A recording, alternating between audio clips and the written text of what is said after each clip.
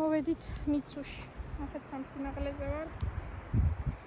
ადგილობრივებისგან მივიღეთ შენიშვნა, რომ მიცოს მოეძახითო. ეს მეფის რუსეთმა გადაუკეთა ჩვენ ქვეყანას და ამ სოფელს სახელი და დაარქვა მუცო. აქაურები ეძახიან მიცოს. ასეთი სილამაზე გვაქვს. ძალიან ცხელა და ცოტა რთული იყო ამოსვლა, მაგრამ ეს თემოთ ხეობა აი თემოთ ამოსვლა. ჩვენი მიცუ ულამაზესი ძალიან სილამაზეა.